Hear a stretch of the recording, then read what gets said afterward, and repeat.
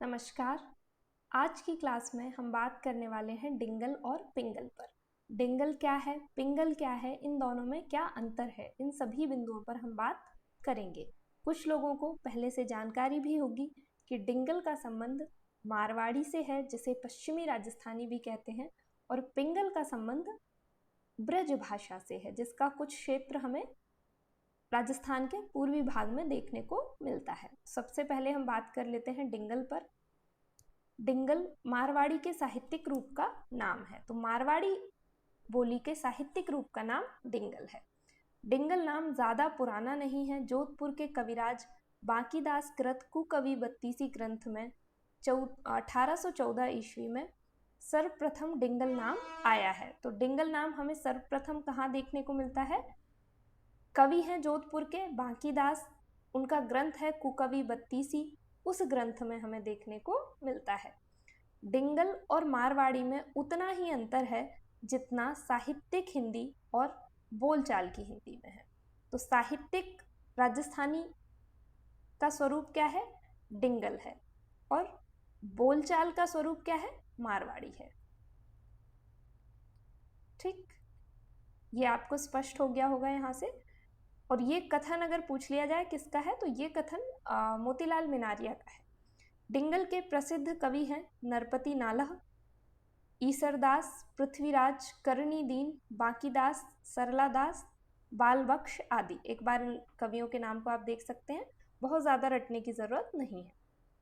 Doctor LP Tessitori ने डिंगल के दो भेद किए हैं, तो इन्होंने डिंगल भाषा के दो भेद किए हैं। 17वीं सदी के मध्य तक की प्राचीन डिंगल और उसके बाद की अर्वाचीन डिंगल। तो डिंगल के दो भेद किए हैं, प्राचीन और अर्वाचीन। अर्वाचीन मतलब जो नई हो तुलनात्मक रूप से। तो प्राचीन डिंगल का जो समय है वो माना है 17वीं सदी के मध्य तक, और उसके बाद की जो डिंगल है उसको कहा है अर्वाचीन डिंगल। तो 17वीं सदी के मध्य से लेकर अब तक की जो डिंगल भाषा है उसको अर्वाचीन डिंगल कहा है। चारणों और भाटों द्वारा प्रयुक्त होने के कारण डिंगल को भाट भाषा भी कहते हैं। ये इसका एक और नाम है, भाट भाषा। और डिंगल वीर रस प्रधान है। ठीक, नेक्स्ट स्लाइड पे चलते हैं। डिंगल नाम कैसे पड़ा, और इस संबंध में विद्वानों के मतों में हमें भिन्नता देखने को मिलती है। हम इन पर एक बार चर्चा कर लेते हैं। डॉक्टर भोलानाथ तिवारी ने भी कई सारे विद्वानों के मतों को रखा है डिंगल के संबंध में, और डॉक्टर मोतीलाल मिनारिया ने 5-6 विद्वानों का जिक्र वहाँ पर किया है। मुझे जो महत्वपूर्ण लगे उनको मैंने यहाँ पर रखा है। अगर कोई विस्तार से पढ़ना चाहे तो आप भोलानाथ तिवारी जी या फिर मोतीलाल मिनारिया जी की पुस्तक से पढ़ सकते हैं। एक विद्वान है डॉक्टर LP टेसीटरी, ये यूरोपीय विद्वान है और इन्होंने अध्ययन किया था राजस्थानी भाषा का। तो इनका मत ये है कि डिंगल शब्द का अर्थ है गंवारू या अनियमित। ब्रज भाषा की तरह साहित्य शास्त्र के नियमों का पालन नहीं करने के कारण डिंगल परिमार्जित नहीं थी, इसीलिए उसका ये नाम पड़ा है। तो ये LP टेसीटरी का मत है। हालांकि जो डॉक्टर मोतीलाल मिनारिया हैं वो इस मत को पूरी तरह खारिज करते हैं। वो ये कहते हैं कि डिंगल चारणों और भाटों की भाषा थी और वो आम व्यक्ति नहीं थे, पूरी तरह से शिक्षित व्यक्ति थे। जो चारण और भाट राजाओं के दरबारों में रहते थे वो शिक्षित व्यक्ति थे और उनकी भाषा गंवारू नहीं हो सकती। तो इस मत को खारिज करते हैं डॉक्टर मोतीलाल मिनारिया। अगला है यहाँ पर हरप्रसाद शास्त्री का मत। तो हरप्रसाद शास्त्री जी कहते हैं कि प्रारंभ में जो शब्द था वो डगल था, और फिर पिंगल से तुक मिलाने के लिए डगल से क्या कर दिया गया? डिंगल कर दिया गया। और डिंगल भाषा का नहीं, कविता शैली का नाम है। इस मत को भी डॉक्टर मोतीलाल मिनारिया खारिज करते हैं और वो ये कहते हैं कि डिंगल कविता शैली नहीं बल्कि एक भाषा है। हो सकता है यहाँ से हमसे ऐसा प्रश्न पूछ लिया जाए कि किस विद्वान ने डिंगल को कविता शैली या काव्य शैली माना है, तो इस स्थिति में हमारा उत्तर हो जाएगा हरप्रसाद शास्त्री। तीसरा मत यहाँ पर है गजराज ओझा का। ये कह रहे हैं कि ड वर्ण की प्रधानता के कारण भाषा का नाम डिंगल पड़ा। जिस प्रकार बिहारी लकार प्रधान भाषा है उसी तरह डिंगल डकार प्रधान भाषा है। तो इस मत को खारिज करते हुए डॉक्टर मोतीलाल मिनारिया तर्क देते हैं कि विश्व भर में ऐसा कहीं भी नहीं देखा गया कि किसी भाषा में यदि किसी वर्ण की प्रधानता है तो उस वर्ण के आधार पर उस भाषा का नामकरण कर दिया जाए। तो कह रहे हैं कि बिहारी भले लकार प्रधान भाषा हो सकती है, लेकिन फिर भी उसका नाम बिहारी है। लकार भाषा या ला से मिलता जुलता कोई नाम वहां पर नहीं है। उसी तरह डिंगल को डकार प्रधान भाषा कहकर उसका नामकरण करना इस मत के पक्ष में वो नहीं है। तो अगला मत यहाँ पर है डॉक्टर मोतीलाल मिनारिया का। इनका मत क्या है? इनका मत हमारे लिए ज़्यादा महत्वपूर्ण हो सकता है क्योंकि ये राजस्थान के ही महत्वपूर्ण विद्वान हैं। तो डिंगल शब्द डिंगल का परिवर्तित रूप है। तो ये डिंगल को इन्होंने इस तरह से लिखा था, इस तरह से इन्होंने लिखा था डिंगल को। तो डिंगल शब्द डिंगल का परिवर्तित रूप है। ये दो शब्दों से मिलकर बना है, डिंग और ला। मूलतः मारवाड़ी में इसे डिंगल ही बोला और लिखा जाता था। तो मारवाड़ी में जो मूल शब्द था वो डिंगल ना होकर डिंगल था, और डींग से युक्त है। डिंगल जो है उसका अर्थ है डींग से युक्त, अर्थात अतिरंजनापूर्ण बात।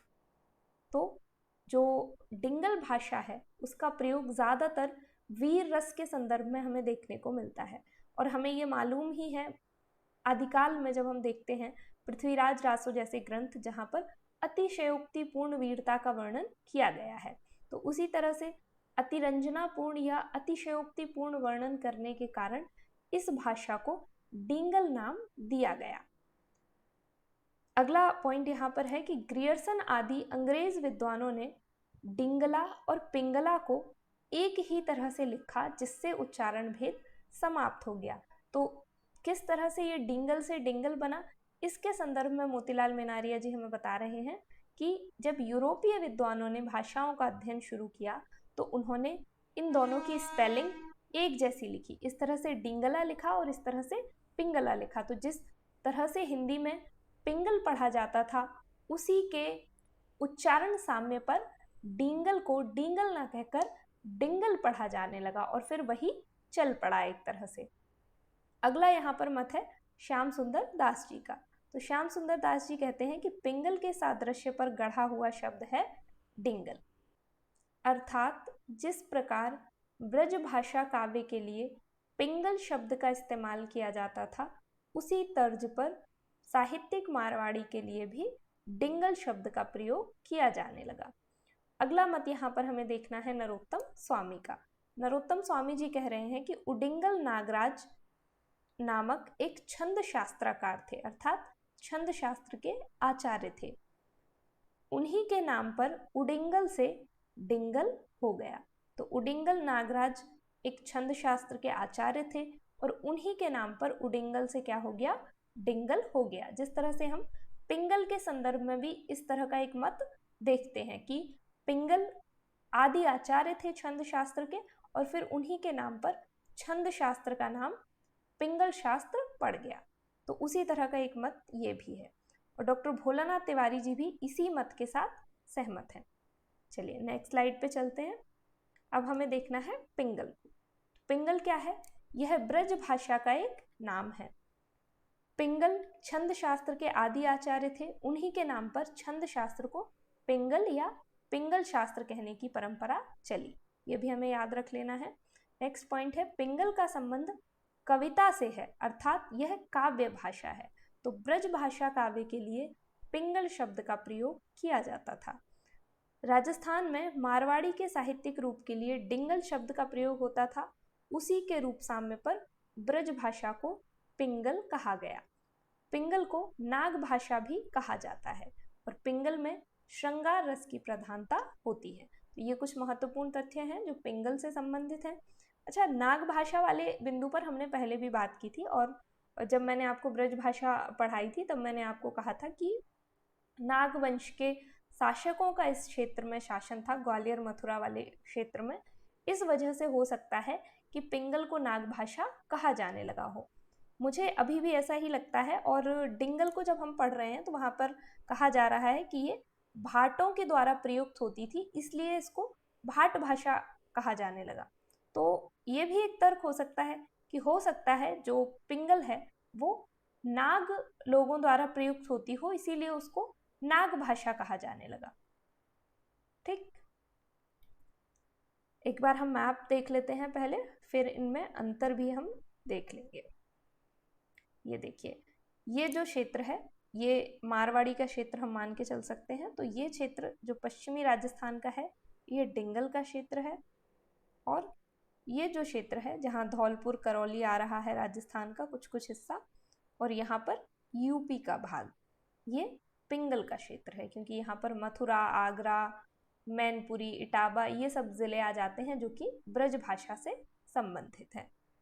तो ये क्षेत्र था डिंगल का और ये पिंगल का। तो कभी कभी ऐसा भी कह देते हैं कि पिंगल का प्रयोग पूर्वी राजस्थान में होता है और डिंगल का प्रयोग पश्चिमी राजस्थान में होता है।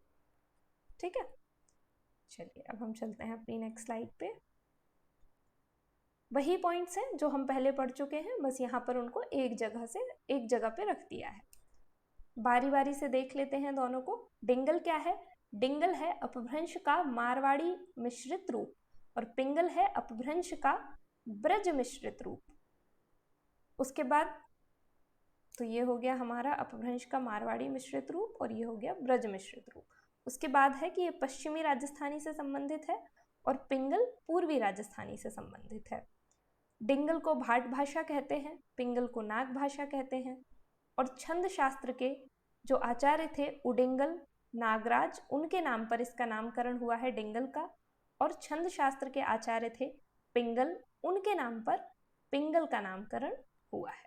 ये कुछ पॉइंट्स थे जो डिंगल और पिंगल के संदर्भ में अंतर समझने में हमारे लिए महत्वपूर्ण हो सकते हैं। तो आज की क्लास के लिए इतना ही रखते हैं, जल्दी मिलेंगे नेक्स्ट क्लास में।